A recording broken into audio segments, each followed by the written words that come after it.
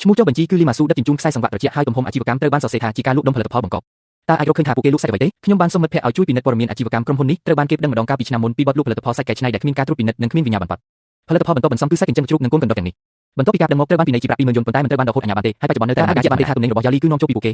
េស្លាកលេខរថយន្តដឹកជញ្ជូនគឺដូចគ្នាទៅនឹងរថយន្តដែលបានចុះបញ្ជីរបស់ក្រុមហ៊ុននេះខ្ញុំបានថតរូបការដឹកជញ្ជូនចំនួន3ដងទៅកាន់ទ្វារក្រោយនៃអាហារដ្ឋានរបស់ក្រុមហ៊ុនមានប្រវត្តិមិនល្អរួមសំនឹងរោគសញ្ញារបស់កម្មករនិងការវិវត្តនៃពេលវេលាខ្សែសង្វាក់ផ្សតាងត្រូវបានបង្កើតឡើងហើយខ្សែសង្វាក់ផ្សតាងត្រូវបានបង្កើតឡើងអ្នកគ្រប់គ្រងមានបញ្ហាអ្នកទទួលគឺយ៉ាលីហើយជនរងគ្រោះគឺកម្មករតែឥឡូវនេះយើងមានអ្វីខ្លះនៅក្នុងដៃទី1វីដេអូស្ដីពីការគំរាមកំហែងរបស់ Bong Hugh ទៅលើ Lau Chen អំពីការផ្ដាច់មុខខ្សែសង្វាក់ទី2វីដេអូបំផ្លាញការសម្ងាត់អំពីភាពកក់និងរញ៉េញ៉ៃនៅក្នុងផ្ទះបាយខាងក្រោយនៃអាហារដ្ឋាន Bong Hugh ទី3ការពិពណ៌នាអំពីរោគសញ្ញារបស់កម្មករទាំងពីរនាក់កំណត់ត្រាចំណាយនិងកំណត់ត្រាទិញថ្ន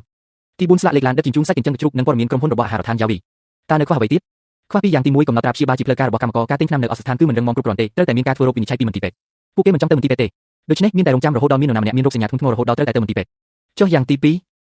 ចំណុចផ្ទុះឡើងដែលធ្វើឲ្យគាត់មិនទាន់មានប្រតិកម្មទាន់ពេលក្នុងអំឡុងពេលរងចាំចុះបើមាននរណាម្នាក់ជួបបញ្ហាធំខ្ញុំក៏ធ្លាប់គិតពីបញ្ហានេះដែរប្រសិនបើយើងបញ្ចេញភស្តុតាងរីប៉ាយនៅពេលនេះ Bong Hugh នឹងកំទេចភស្តុតាងភ្លាមបដូរអ្នកគ្រប់គ្រងនឹងឲ្យ Yawi ទទួលកំហុសជំនួសដល់ពេលនោះគាត់នឹងរួចខ្លួនដោយគ្មានទោស Yawi នឹងត្រូវជាប់គុកហើយកម្មករនៅតែត្រូវហូបសាច់រលួយដែរអញ្ចឹងមានតែរងចាំទេរងចាំប៉ុន្តែមិនមែនរងចាំទេនោះទេខ្ញុំនឹងបន្តតាក់ទងជាមួយកម្មករអ្នកទៅបង្កើនចំនួនអាហារដែលត្រូវដឹកជញ្ជូនបានមិនគ្រប់គ្រាន់ទេខ្ញុំនៅមាននាទីនេះដែរយកព្រមថ្ងៃស្អែករៀបចំ80ចំណែកនៅមានរឿងមួយទៀតរឿងអី Bong Hugh បានរកឃើញខ្ញុំហើយកានីដៃគូសហការនឹងអាសយដ្ឋានផ្ទះគាត់ដឹងទាំងអស់មិនក៏អ្នកដឹងថ្ងៃនេះមានម្ចាស់ព្រៃម្នាក់បានទូរស័ព្ទមកសួរខ្ញុំថាតើមានចំនួនជាមួយអាហារដ្ឋានណាមួយមែនទេដល់និយាយថាមានគេរំលឹកពួកគេឲ្យប្រុងប្រយ័ត្នចំពោះហានិភ័យគាត់ចង់ចាត់ការអ្នកហើយវាគង់តែនឹងកើតឡើងទេអញ្ចឹងពួកយើងត្រូវតែធ្វើឲ្យលឿនឡើង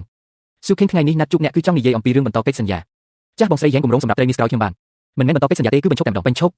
ទិន្នន័យខែមុនមិនមែនទៅតែឆ្លងផុតទេអីតាមរយៈការវិដំឡៃកាន់នៃរបស់អ្នកមានចំនួនខាងយើងសម្រាប់ចិត្តបញ្ចប់កិច្ចសហការមុនការកំណត់មានចំនួនអីតើនរណាជាអ្នកប្រាប់បងស៊ូឈីងខ្ញុំនិយាយរឿងនេះផ្ទាល់ខ្លួនជាមួយអ្នកមានគេទេមកក្រុមហ៊ុនរបស់យើងនិយាយថាកាន់នៃរបស់អ្នកត្រូវគេសង្ស័យថានិយាយបង្កាច់បង្ខូចពាណិជ្ជករហើយណែនាំឲ្យពួកយើងបញ្ឈប់ការខាតបង់តាន់ពេល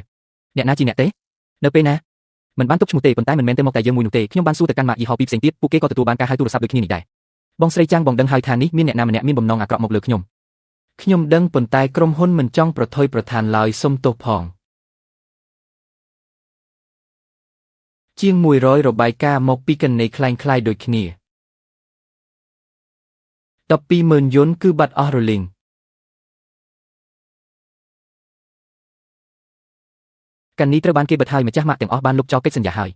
តើវាបានកាត់ឡើងនៅពេលណាព្រឹកនេះមានកាន់នៃជាង100បានរាយការណ៍ព្រមគ្នាបងសើថ្ងៃនេះគ្មានអ្នកណារីកាចំនួននៅក្នុងក្រុមនោះទ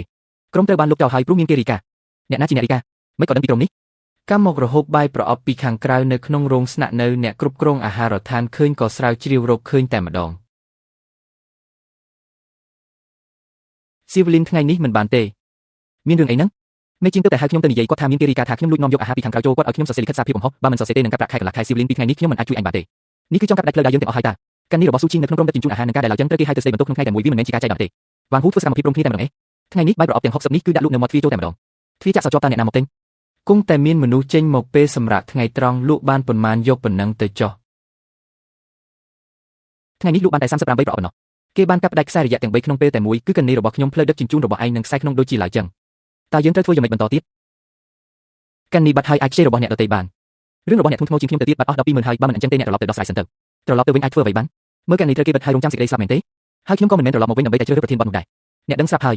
ើយខ្ញុំមានមិត្តភក្តិរួមអាជីពម្នាក់គាត់ធ្វើការវិដំឡៃម្ហូបអាហារមានអ្នកតាមដាន8សែននាក់មិនមានទំនាក់ទំនងជាមួយវ៉ាងហ៊ូទេយប់នេះខ្ញុំនឹងតាក់ទងគាត់មើលថាតើគាត់ព្រមអព្យាករណីដែរឬទេបងហ៊ូរឿងទាំង3ត្រូវបានចាត់ការរួចរាល់ហើយកាន់នៃរបស់ស៊ូឈីងចូលដល់វគ្គពិនិត្យឡើងវិញក្រុមហ៊ុនម៉ាកយីហោទាំង4បានកាត់ផ្ដាច់ទាំងអស់ក្រុមដឹកជញ្ជូនអាហាររបស់លីនស៊ឺត្រូវបានគេរាយការណ៍លុបចោលហើយខាងការដ្ឋានសំណង់លោកចឹងក៏បានជិះគ្នាឈ្មោះទៅមុខរួចរាល់ហើយដែរតើថ្ងៃនេះលីនស៊ឺលក់បានប៉ុន្មាន38ប្រអប់ហើយពី200ប្រអប់មកសល់38ប្រអប់មើលថាតើពួកគេអាចទ្រាំទ្របានប៉ុន្មានថ្ងៃទៀតតើត្រូវបន្ថែមសម្ពាធទៀតទេលីនស៊ឺមិនបាច់ខ្វល់ទេបើចំនួនលក់មិនឡើងគាត់នឹងដួលរលំដោយខ្លួនឯងហើយតើស៊ូឈីងស្នាក់នៅណាសន្តាគារលឿនរហ័សមួយនៅទីក្រុងជួររយៈពេលវែងរកមនុស្សទៅនិយាយជាមួយសន្តាគារកុំឲ្យនាងអាចបន្តបន្ទប់បានទៀតបង្ខំឲ្យនាងចាក់ចេញមែនទេកាន់នេះក៏លែងមានប្រាក់ក៏អស់កន្លែងស្នាក់នៅក៏គ្មានទៀតនាងគ្រាន់តែជាស្រីមកពីខេត្តក្រៅម្នាក់តើអាចទ្រាំទ្របានយូរប៉ុណ្ណាទៅអាឡូ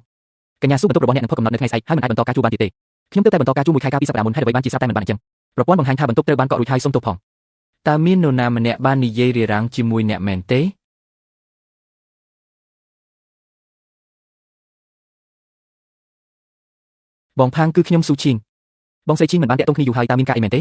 ខ្ញុំត្រូវខ្ចី account របស់អ្នកដើម្បីធ្វើការ live ផ្ទាល់បកអាក្រាតអំពីសុវត្ថិភាពចំណីអាហារបងស្រីឈីងតើ account របស់អ្នកមានបញ្ហាអីមែនទេក្នុងរង្វង់គេកំពុងល្បីគ្នាមានគេទិញ account 500ដើម្បីរាយការណ៍ព្រមគ្នាឥឡូវត្រូវបិទហើយចុះបើអ្នកខ្ចី account ខ្ញុំចុះបំខាងទៀតមករករឿងខ្ញុំដែរវាអាចទៅរួចប៉ុន្តែបន្ទាប់ពីឡាចប់អ្នកត្រូវបដូរលេខសម្ងាត់ភ្លាមហើយនិយាយប្រាប់ខាងក្រៅថា account ត្រូវបានគេលួចបងស្រីឈីង frame 8សែនអ្នកខ្ញុំសន្សំ2ឆ្នាំហើយណាខ្ញុំយល់ប៉ុន្តែបងផាងមានកម្មករ7នាក់ហើយដែលហូបបាយនៅអាហារដ្ឋាននោះហើយជួពួកគេលេបថ្នាំរៀបទ្រាំមិនហ៊ានមកទេព្រោះខ្លាចបាត់បង់ការងារសូម្បីតែមន្ទីរពេទ្យក៏មិនហ៊ានទៅដែរបើមិនបកអាក្រាតទេយូរទៅនឹងមានរឿងធំជាមិនខានតើប្រស្តាងរឹងមាំទេមានវីដេអូថតការផ្ដាច់មុខខ្សែសង្វាក់គ្រប់គ្រងការលួចចូលថតក្នុងផ្ទះបាយសាក់សេកម្មករនិងកំណត់ត្រាគ្រប់គ្រងសាច់ជ្រូកអន់គឺមានទាំងអស់ ตาเนี่ยที่นิทาวินังมันปะปอดอกខ្ញុំទេរាល់ព័ត៌មានទាំងអស់សុទ្ធតែមានឯកសារដើមអាចយកទៅពិនិត្យបានយល់ព្រមតែមិនឲ្យលើសពី40នាទីទេលើសម៉ោងខ្ញុំនឹងបង្ខំចិត្តបិទការ live គ្រប់គ្រាន់ហើយថ្ងៃខាងស្អែកម៉ោង2រសៀលអរគុណច្រើនបងផាងមានរឿងអីហ្នឹងសន្តាគារមិនឲ្យបន្តបន្ទប់ទៀតទេវងហ៊ីវបានប្រាប់គេរួចហើយចុះឯងស្នាក់នៅណានិយាយរឿងសំខាន់សិនខ្ចីកណីបានហើយផ្សាយផ្ទាល់ម៉ោង2រសៀលខាងស្អែកដោះស្រាយរឿងស្នាក់នៅសិនទៅលេងសិខាងស្អែកសំខាន់ជាងយប់នេះ40នាទីគ្រាន់ទេមាន5ផ្នែកទី1គឺការប្រៀបធៀបគ្រឿងផ្សំនៅនឹងកន្លែងទី2វីដេអូទិញទំនិញនៅផ្សារបោះដុំទី3វីដេអូផ្លុកផ្ដាច់មុខនៃខ្សែសង្វាក់គ្រប់គងទី4សម្លេងសក្ខីកម្មរបស់កម្មករទី5ព័ត៌មានក្រុមហ៊ុនគ្រប់គង3ចំណុចដែលសំខាន់បំផុតដាក់នៅ20នាទីដំបូងទោះបីជាត្រូវកាត់ផ្ដាច់ក៏ចំណុចស្នូលត្រូវបានផ្សព្វផ្សាយទៅក្រៅដែរចុះកន្លែងផ្សាយតោះមិនអាចនៅទីនេះទេវងហ៊ីវកំពុងតាមដានលោកមិត្តភក្តិខ្ញុំមានស្ទូឌីយោមួយនៅទីក្រុងចុះធ្វើម៉េចយកគំរូសាច់របស់អាហារដ្ឋានយ៉ាវលីបានខ្ញុំនឹងលីវផេងគេស្គាល់ទាំងអស់ហ្នឹងឲ្យពូយើងពឹងពាក់កម្មករណាម្នាក់ដែលមិនពាក់ព័ន្ធឲ្យទិញមួយប្រអប់ចេញពីអាហារដ្ឋានមកតើពូយើងមិនត្រូវបានគេហៅទៅសាកសួរទេមិនបាច់គាត់ទៅទិញផ្ទាល់ទេរកកម្មករណាម្នាក់ទិញជំនួសខ្ចប់ធម្មតាទៅបានហើយយប់នេះខ្ញុំនឹងតាក់ទងពូយើងស៊ូខេងតើយប់នេះនាងចង់គេងក្នុងឡានទេអាចគេងក្នុងឡានបានចង្ក្រានបាយនៅខាងក្រោយត្រូវបានរៀបចំរួចរាល់ហើយក្រៅពូមួយទៅអាចគេងបានម្នាក់ដែរមិនបានទេក្នុងឡានមានក្លិនផ្សែងប្រេងខ្ញុំទៅរកបន្ទប់ជួលប្រចាំថ្ងៃវិញកុំខ្ជិះខ្ជាយលុយអីគេងក្នុងឡានតែមួយយប់សោះនឹងសុំទោសផងដែលខ្ញុំធ្វើឲ្យនាងលំបាកជាមួយតើលោកនិយាយពាក្យនេះជាលើកទីប៉ុន្មានហើយបើប្រសិនជានាងចង់ចាក់ចេញកាន់នេះក៏បាត់បង់លុយក៏អស់កន្លែងស្នាក់នៅក៏គ្មានសល់អ្វីទាំងអស់ដូច្នេះគ្មានអ្វីត្រូវខ្លាចទៀតទេចំណែកលោកវិញក្រោយពេលចាក់ចេញពីប្រទេសនៅថ្ងៃខាងស្អែកលោកគ្មានផ្លូវថយក្រោយទៀតឡើយតាំងពីដំបូងមកគឺគ្មានផ្លូវថយក្រោយស្រាប់ហើយអញ្ចឹងពូយើងទៅជាមួយគ្នាតើនរណាជាអ្នកគ្រប់គ្រងនៅទីនេះពូយើងទទួលបានរបាយការណ៍អំពីបញ្ហាអនាម័យអាហារខ្ញុំមានអាជ្ញាប័ណ្ណអាជីវកម្មនិងលិខិតអនុញ្ញាតលក់អាហារតើចង់ពិនិត្យមើលទេឯកសារគ្មានបញ្ហាទេប៉ុន្តែរបាយការណ៍បានបញ្ជាក់ថាប្រភពគ្រឿងផ្សំមិនច្បាស់លាស់ដូច្នេះត្រូវយកគំរូទៅពិនិត្យក្នុងអំឡុងពេលពិនិត្យត្រូវអាការលក់ជាបណ្ដោះអាសន្នលទ្ធផលនឹងចេញក្នុងរយៈពេល3ទៅ5ថ្ងៃនៃថ្ងៃធ្វើការគ្រឿងផ្សំមានបញ្ហាអីខ្ញុំញ៉ាំអស់រយៈពេលជាមួយខែហើយមិនឃើញមានបញ្ហាអីសោះអាហារដ្ឋាននៅទីនោះមានមនុស្សរៀបគ្រូរាល់ថ្ងៃគ្មាននរណាអើពើឡើយឯនៅទីនេះល្អសោះបែរជាមកពិនិត្យទៅវិញសាច់របស់ពូយើងគឺទិញពីផ្សារត្រឹមត្រូវស្របច្បាប់មានវិក័យប័ណ្ណទិញចូលត្រឹមត្រូវមានបញ្ហាឬមិនមានលទ្ធផលទេជាអ្នកសម្រេចនេះជាដំណើរការតាមច្បាប់កុំលោឡាអីមិនអីទេខ្ញុំសហការយកគំរូថ្ងៃនេះបាយបានធ្វើរួចរាល់ហើយតើអាចឲ្យខ្ញុំចែកឲ្យអស់សិនបានទេបន្ទាប់ពីយកគំរូរួចអាហារដែលនៅសល់អាចដោះស្រាយបានប៉ុន្តែមិនអាចយកលុយទៀតឡើយថ្ងៃនេះមិនគិតថ្លៃទេម្នាក់មួយប្រអប់យកហើយសូមអញ្ជើញទៅចុះចង់ពិនិត្យក៏ពិនិត្យទៅខ្ញុំធានាជំនួសថៅកែថាគ្មានបញ្ហាទេ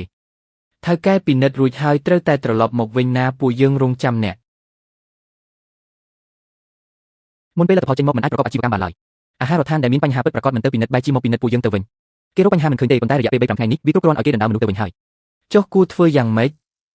រងចាំទេមែនទេថៅកែកុំខ្លាចអីពិនិត្យរកភាពស្អាតស្អំឃើញហើយអាជីវកម្មនឹងកាន់តែល្អជាងមុនពូចិនសៀវលីនមានរឿងធំហើយ